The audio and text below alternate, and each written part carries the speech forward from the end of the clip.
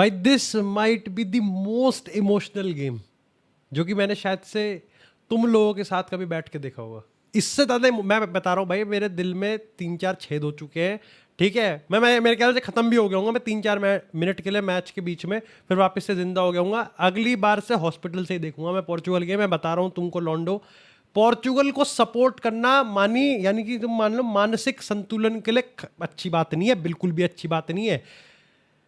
इसमें हम लोग रोनाल्डो, लूका मॉड्रिच, पर इसमें उन सब से पता नहीं कितना ज़्यादा था। मेरे को लगता है किसी रोनाल्डो फैन ने ये चीज़ कॉम्प्रिहेंड करी थी, किसी भी न्यूट्रल फुटबॉल फैन ने भी ये चीज़ कभी एक्सपेक्ट करी होगी कि एक गेम इतना इमोशनल ड्रिवन, इतना सस्पेंस से भरा, इतना कंट्रोवर्सी से भरा कैसे हो सकता है।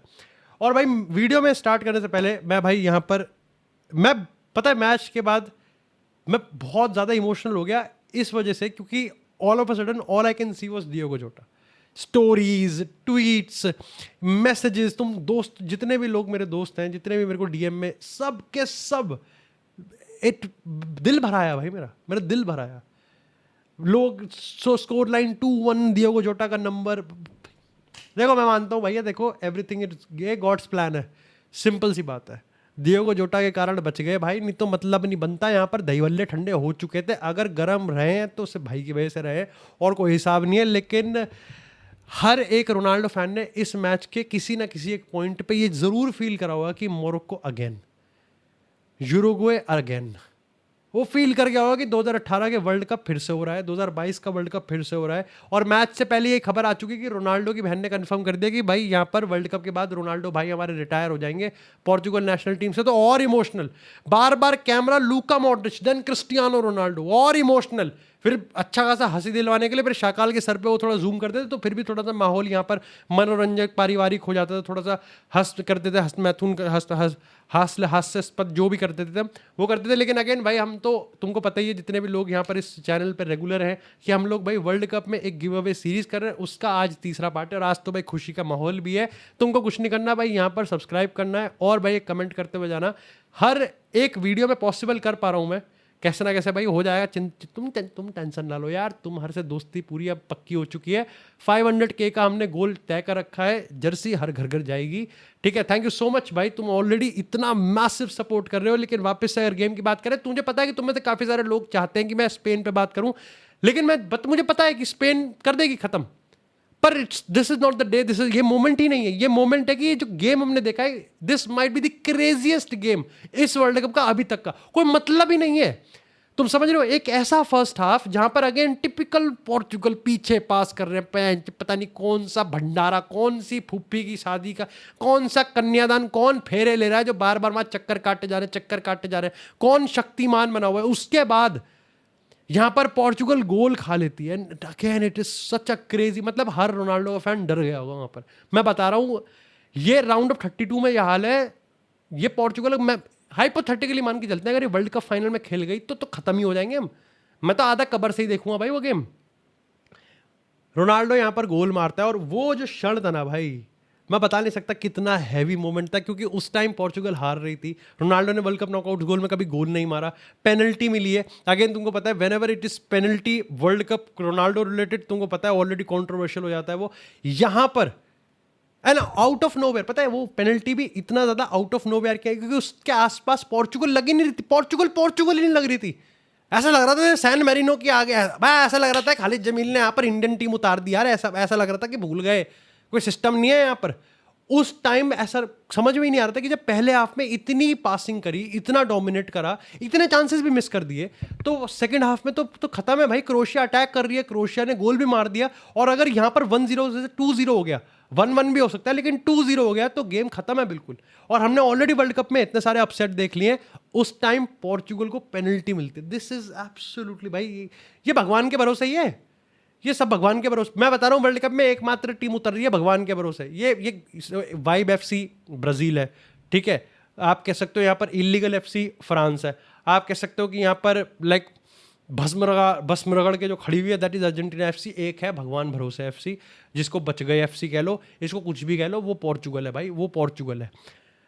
उस पेनल्टी का वेट कितना है भाई, मैं शब्दों में बयान नहीं कर सकता। फॉर इवन क्रिस्टियानो रोनाल्डो, जिसने पेनल्टीज पता नहीं कब कब नहीं मारी, कौन कौन से मोमेंट में नहीं मारी। आई नो उसने चैंपियंस लीग के फाइनल में मारी है, वर्ल्ड कप में हैट्रिक जब उसने करी थी स्पेन के आगे, बट ये पेनल्टी इतना वेटेज रखती थी और उसने ये पेनल्टी मारी।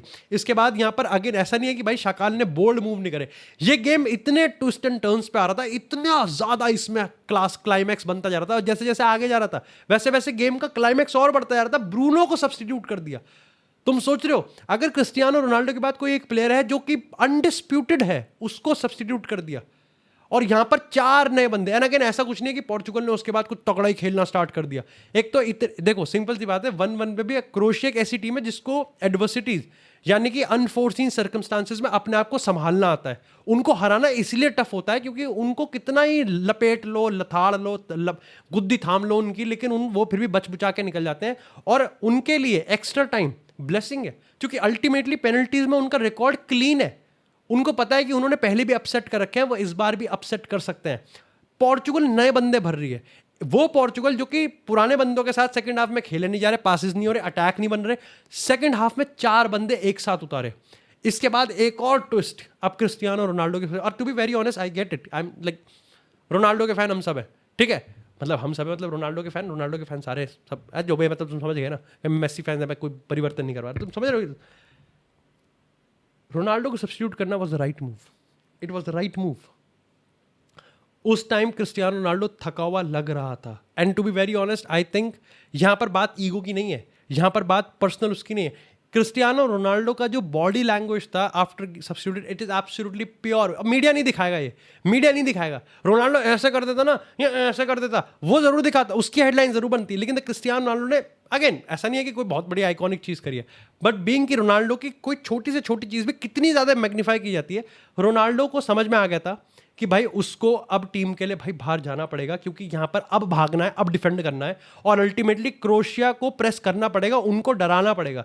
एंड अगेन यहां पर ऐसा नहीं है कि क्रिस्टियानो रोनाल्डो के जाते ही जब गोंसालो रैमोस आया तो कुछ तगड़ी चीज, तब साफ पता चल रहा था कि राफेल लियाओ भी थका हुआ है, लेकिन बर्नार्डो सिल्वा विटिनिया वाला रोल में आ गया था। आपने रूबन नेवेस को डाला फॉर काउंटर अटैक रोकने के लिए, आपने नेल्सन सेमेडो को डाला और डिफेंसिव कवर देखने के लिए, और यहां पर इस मोमेंट तक अब गेम समझ चुका था कि भैया इस गेम को डियोगो कोस्टा की जरूरत है, और भाई आ गए तीबो कोर्तुआ के फॉर्म में।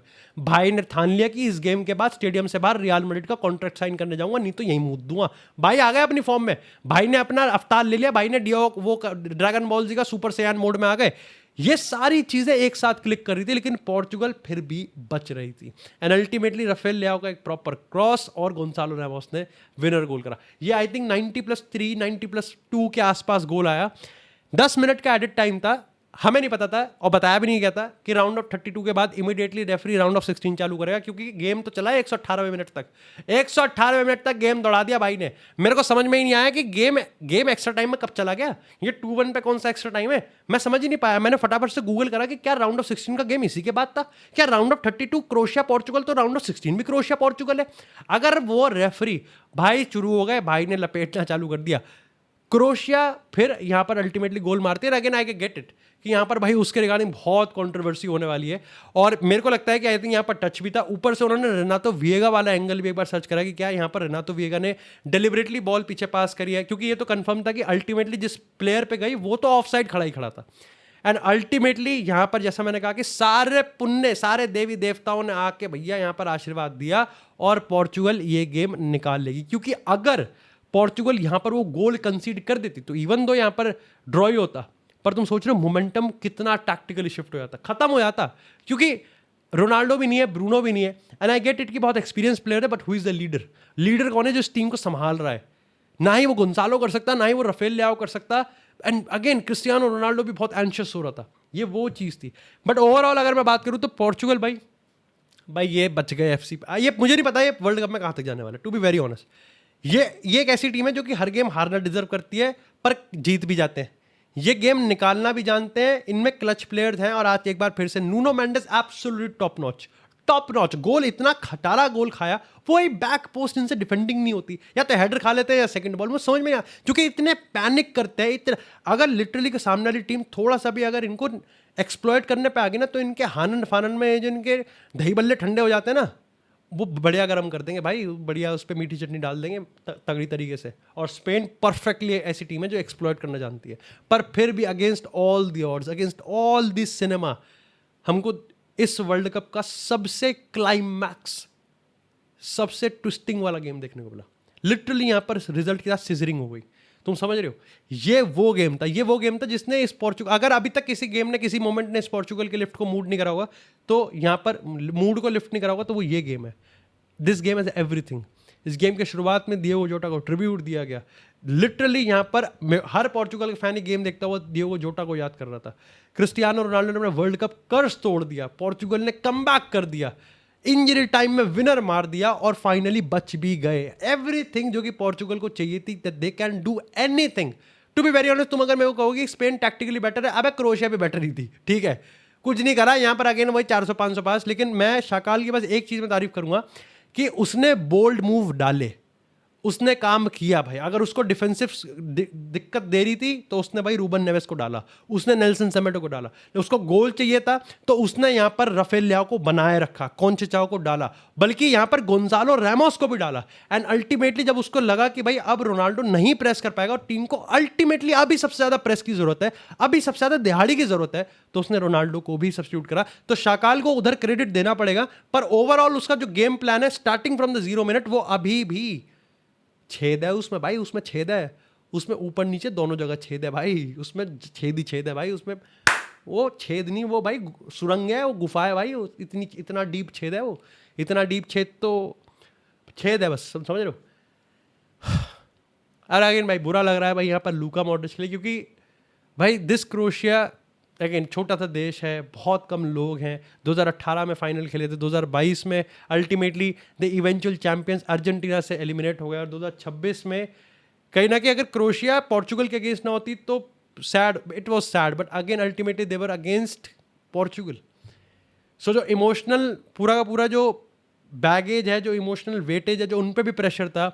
और लूका मॉड्रिच की बात करें तो इतना सपोर्ट, इतना उदास, मेरे को समझ में नहीं आता मैं रोप किस किस के लिए, किस कौन सा आंसू मैं किस किस को कैसे डेडिकेट कर रहा हूँ यहाँ पर भाई this game was insane. I know कि भाई स्पेन टैक्टिकली बेटर है, but that's a video for another day. आज तो भाई सिंपल है कि क्रिस्टियानो रोनाल्डो को गोल की जरूरत है, और बहुत सारे नुक्स हैं इस पोर्चुगल टीम में जो इनको ठीक करने पड़ेंगे। अभी भी यहाँ पर बैक पासिंग चल रही है, पीछे फुप्पी की शादी चल रही है, वहां पर बैक पासिंग हो रही है, लाइन ब्रेकिंग पासेस अभी भी नहीं है। लेकिन मैं अब भी ये कहूंगा कि इतना खराब सेफ कंजर्वेटिव गेम खेलने के बाद भी अगर आप अपने चांसेस बरी नहीं करें, क्योंकि फर्स्ट हाफ में Ronaldo was not looking confident, भाई कॉन्फिडेंट नहीं दिख रहा। अरे भाई तू क्रिस्टियानो रोनाल्डो है भाई, क्यों बना रहा है। सेकंड हाफ स्टार्ट होते ही नूनो मेंडेस गोल मार सकता था, नहीं मारा। अरे क्यों नहीं, वहां जाके रोनाल्डो जो 2 बंदों से घिरा हुआ है उसको साइड पासिंग कर रहा है, अबे मार दे भाई। मारा है ना नेशंस लीग फाइनल में स्पेन के अगेंस्ट, धोया है ना यहाँ पर। लमीन यमाल को कंटेन करते करते ही गोल मारा है ना, तो कर लेगा भाई, कर देगा। लेकिन you have to take your chances. Rafael ले आओ, क्रिस्टियानो रोनाल्डो, ब्रूनो ने फिर मिस करा था यहाँ पर। तो एब्सोल्युटली क्रेजी भाई, देयर इज एब्सोल्युटली नथिंग जो कि ये टीम नहीं कर सकती। ये गेम प्लान 0 से इन्होंने अगर चालू कर दिया तो मजा आ जाएगा। पर एक बहुत बड़ी चीज ये है कि आज तो एक गोल पड़ा था, कोई एक ऐसा गेम जहां पर आपके पास 1 गोल की ट्रेलिंग या फिर 1 गोल की लीड, क्योंकि यहाँ से अगर पोर्चुगल को भाई इमोशनल कमबैक्स नहीं होते भाई, हर गेम में इमोशनल कमबैक्स नहीं होंगे, हर गेम आपको इतनी पावर नहीं देगा, हर गेम आपके लक में इतना नहीं चलेगा। ये अगर शाकाल ने अगर फिगर आउट कर दिया तो मेरे को लगता है कि भाई पोर्चुगल इस टूर्नामेंट में डीप जा सकती है। एंड अगेन अब तो सबसे बड़ा टेस्ट है, आप कह सकते हो वर्ल्ड कप फाइनल, यही मान लो आप एक तरीके से पोर्चुगल के लिए, दैट इज स्पेन। अगर उन्होंने स्पेन को हरा दिया तो then they can do anything. वो अर्जेंटीना को भी हरा सकते हैं, फिर फ्रांस को भी हरा सकते हैं, क्योंकि अगर स्पेन को भी नहीं हरा पाए, क्योंकि अगेन तुम लोग कहोगे फ्रांस स्पेन से बेटर है, अर्जेंटीना स्पेन से बेटर है, वो सवाल ही नहीं है। इक्वेशन यहाँ पर ये है कि स्पेन एक ऐसी टीम है जो कि पोर्चुगल से बेटर है, सबको पता है। पोर्चुगल इस वर्ल्ड कप में एक नॉकआउट में ऐसे जा रही है, दे आर अंडरडॉग्स। अगर वो उस चीज़ को फ्लिप कर सकते हैं तो वो हर बार फ्लिप कर सकते हैं। वो करेंगे नहीं करेंगे, that's the story of another video. Thank you so much guys for watching this episode. और मज़ा आ गया भाई, स्वाद आ गए। बस अब अर्जेंटीना पेल देगी 5-0 से केप कर देगो, फिर बस फिर तो क्या, दैट्स अ रूटीन, वो तो ट्रेनिंग वाला गेम है।